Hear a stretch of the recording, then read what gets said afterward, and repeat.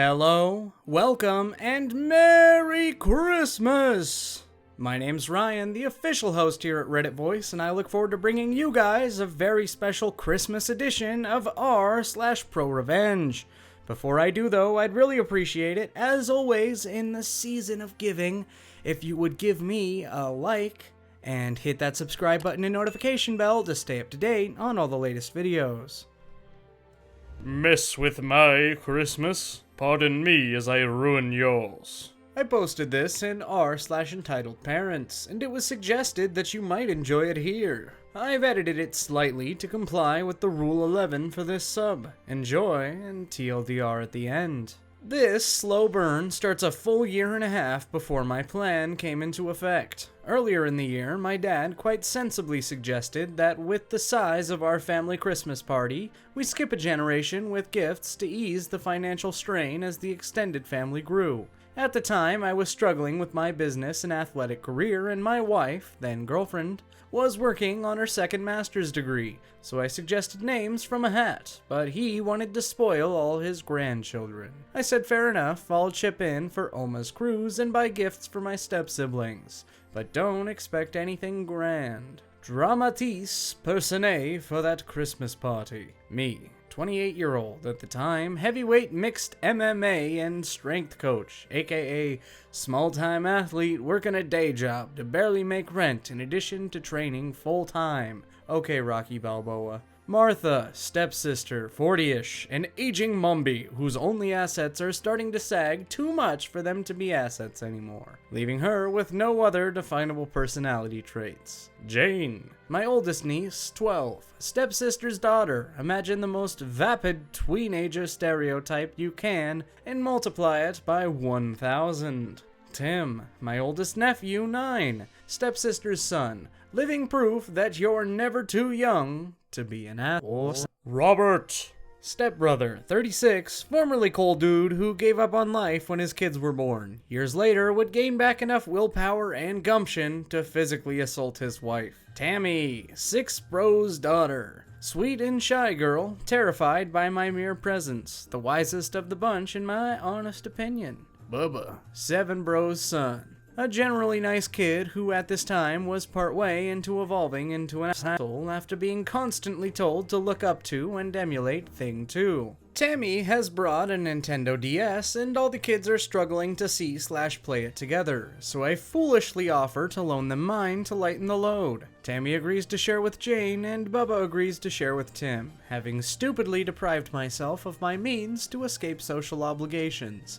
I go to the living room to acquire that much older cure for not wanting to deal with other people. I'm pretty sure you can say it on YouTube, but just to be extra safe, we're gonna call it Big Ol' Grandpappy's, senior juice. Not even having had time to pour a dram, my trained ear picks up from the kids' room the unmistakable sound of one human being pummeling another. I politely suggest to Robert that he might want to go have a look, but bro hasn't given 2 shits about anything in about 7 years. So he waves it off, and I go to investigate. I walk in to see that Tim may be an asshole, but is not untalented, and is managing to strike, shove into a wall, and kick Bubba all at the same time. All while attempting to play my DS with his other hand, having decided his turn began the moment I left the room. Jane has simply wrested from the DS Tammy, who is now sitting in the corner crying. I shout for Martha, informing her that if she doesn't get in here to break things up before I count to 10, I would have a stern conversation with them. She turns up and separates the kids, and I retrieve my DS. Instead of giving Tim a lesson on sharing and not hitting people, she proceeds to berate Bubba, the kid who was beaten, for not simply giving up the DS to her little piece of shit and making her son look bad. Jane simply lets out a tweenage sigh for the ages and tosses the other DS into the crying Tammy. I then excuse myself from the party, thanking whatever gods may be that I don't have to provide gifts for any of those little shits. 6 months later, my firm belief in atheism is confirmed as bro calls me and this conversation ensues. Hey, Elbow Smash. Well, I really appreciated the gifts last year. You should really get something for the kids this year instead. Christmas is all about the children after all. No, I turn up to chat with you and Dad and Oma, and I really don't give two shits about the kids. That's a mean thing to say about my kids. Don't you care about them?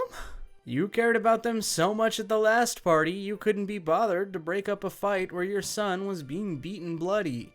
Tim is a good kid. Martha said he just had a bad day. He was literally beating your child. You didn't put pics on social media for a week because of the bruises. If Tim were an adult and had that kind of bad day, I'd have had a stern conversation with him and convinced him peacefully to lay on the floor until police arrive. Well, Stepsis and I were talking, and we think you should buy stuff for the kids next year instead of us. Well, I'm happy not to buy you anything, but I'm not getting crap from Martha's little shit, especially when she encourages that behavior. Well, if you aren't going to get something for all the kids, you shouldn't get anything at all. It's not right if you don't treat them equally. Done. Now I'm sure they wish it has been this simple, but unfortunately it wasn't, and I certainly wouldn't have written such a long-winded story if it were the payoff. Thanks for bearing with me so far. We're almost at the end. A few months later, about 2 weeks before Xmas, I get an email from my dad with links to various toys. Mostly from Toys R Us, which still existed at the time. When I call him back to ask what it's all about, this conversation ensues. Hey, what's up? I got your email. What's that all about? Those are the gifts for the kids for Christmas. That's cool if you're getting them that. I'll see when the kids open them. No, that's for you to get them. I don't buy for that generation, remember? And I already sent you my contribution to Oma's cruise. You need to get stuff for the kids. Don't you want them to look up to you as an uncle? Not really, Count Dooku. Also, part of my life suggests to you that they ought to look up to me as any sort of role model. You'd be better off telling them to grow up to be rock stars. Not the point. Christmas is about the children. If you don't get them this stuff, I won't put your name on the card for Oma. That's a shitty thing to do, considering I already paid into that. Will you get the stuff or not? Well, guess my name's not going on the card then. This'll cost me more than a month's rent, so you can take the list and grease it up real nice. Calm your jets. This is what they want. I'll get them a token something, but I'm not taking out a loan. Fine, just make it something they'll enjoy. If what I get doesn't put a giant smile on each and every one of their faces, I'll buy you dinner at a steakhouse of your choosing. That's the spirit. Talk to you later. So, Christmas rolls around, and my wife and I have bought not just 1, but 4 gifts for each of the little ones, and wrapped them all beautifully. My dad correctly assumes it's all probably from the dollar store, but it's nicely wrapped, and he gives me a look of approval as I place it under the tree. My wife and I schmooze for a bit and then suggest that since we bought several gifts for each of the kids, why don't they open up each of them before dinner so they have something to do while they wait. Their parents, of course, agree, as it gives them more of a reason to ignore their kids and talk about them instead, so they send us off to hand out gifts to their kids. Martha is looking especially smug. As they begin to unwrap them, I prepare the camera as my wife goes out for our coats, and I stick around just long enough to immortalize on film the big shit-eating grin on each of the kids' faces as they see what their gift is. Less than 1 minute later, the first blast from the air horn, Tim's gift can be heard in the hallway clearly by my wife and I as we make our way to the elevator. I have no idea how much of the bulk pack of silly string, Tammy's gift, or the 36 rainbow pack of off-brand Sharpies, Bubba's gift, ended up on the walls. But I do know they repainted the place the next month. Whether or not the pile on slap bracelets we got for Jane ended up on the wrists and legs of the parents, as they tried to contain the other 3, will be left to the imagination. But I like to think they all ended up in the height of 80s fashion before Boxing Day. I may never know if they opened up the rest of their presents. Everyone got a copy of each of the other's gifts, you know, for fairness, plus a bunch of gross and mildly inappropriate temporary tattoos. In the confusion, none of them noticed either me or my wife leaving. I'm certain at some point they did notice the pretty gold envelope addressed to the parents on the tree, and inside was a very pretty card, blank but for the following note. This was a warning shot from off the top of my head. I've got a whole year to get creative for next time. Merry Christmas, E. I never bought anyone steak dinner, however, I enjoyed several more Christmases with my Oma and Dad until they passed, and I stopped seeing that side of the family at all. No mention of this incident or gifts for the kids was ever made again. TLDR, entitled stepfamily manipulates my dad into correcting me into buying each of their crotch goblins gifts, even though I'm not supposed to buy for that generation. They get what they deserve.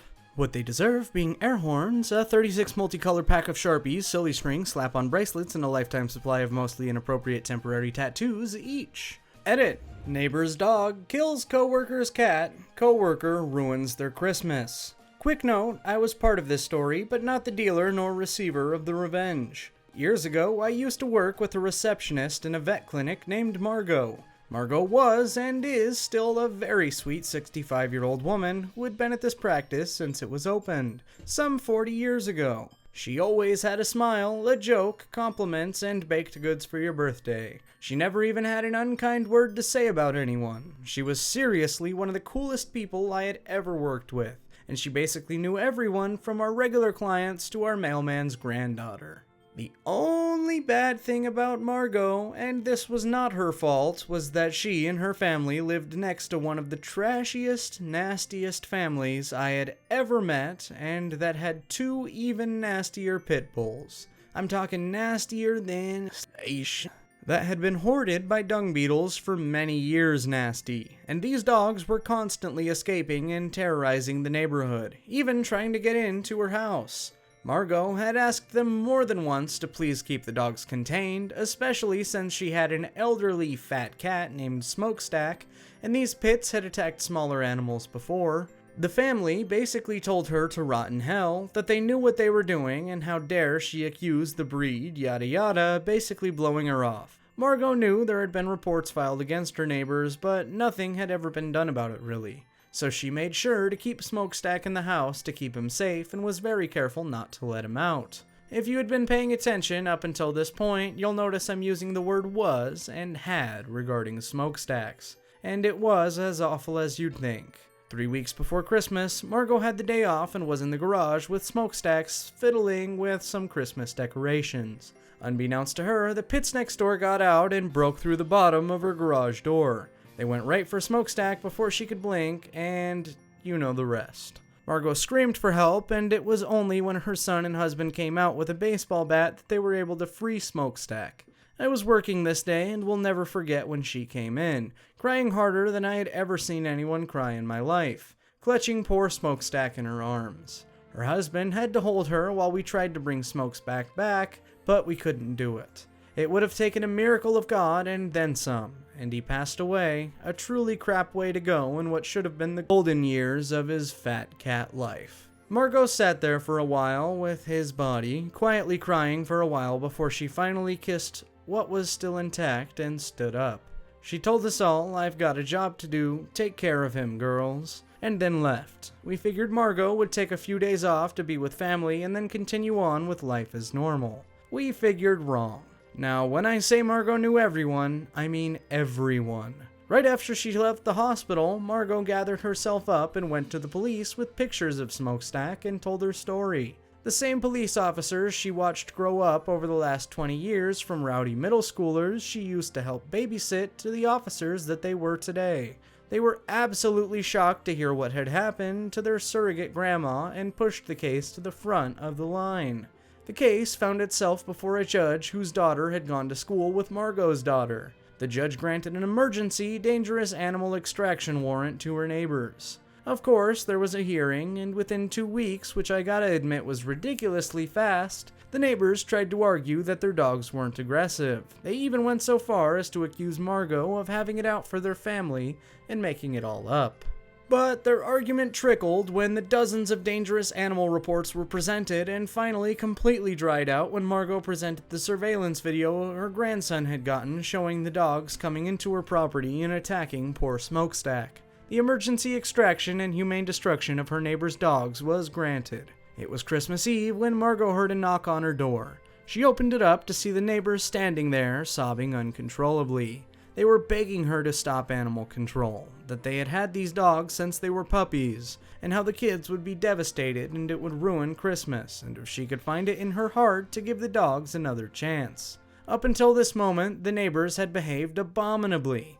They didn't offer to fix the garage, they never apologized for trying to slander her name in court, hell, they didn't even pay for Smokestack to be cremated. At no point had they even shown the slightest shred of remorse for what damage their dogs had done. And as the neighbors stood there, blubbering and whimpering about how this was going to ruin their Christmas, Margot looked them straight in the eye and told them in her calmest voice, "You took away my family, so now I'm taking away yours," and shut the door in their face just as animal control pulled up onto the driveway. Margot was not surprised as she watched the dogs get hauled into the truck and taken away.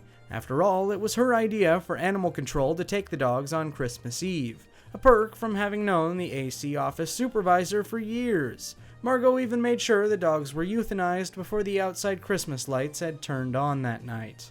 The family never received the remains, nor did they ever get a chance to bring another animal into their family, as the father proceeded to drunk drive into a telephone pole that same night, killing him instantly. Mom went off the deep end, so CPS picked up the kids by February, and ultimately the house foreclosed in September. It's true, you guys, I was the house. Despite how traumatic Smokestack's death was, I'd like to think that if the neighbors had shown at least some regret, Margot might not have gone as far as she did. She was/is still the person to forgive and forget, or maybe she ultimately knew it had to be done, to push it to this point of no return before another family lost a member to these irresponsible neighbors. Either way, thank you, Margot, for making the world a little bit safer for the pets. And rest in peace, Smokestack. Hopefully, I'll see you on the other side with your favorite orange sock and a can of tuna. TLDR, coworker's cat is killed by neighbor's dogs. Coworker destroys neighbor's family on Christmas Eve. And with that, my friends, we've reached the end of today's holiday festivities. If you liked them, then don't be too sad because we're going to have a part 2 tomorrow. You heard me right. Reddit Voice's holiday special is indeed a 2-parter, so stay tuned and get ready for that. As always, my name's Ryan, the official host here at Reddit Voice, and I look forward to seeing you guys tomorrow in the comment section of Reddit Voice Holiday Special Part 2.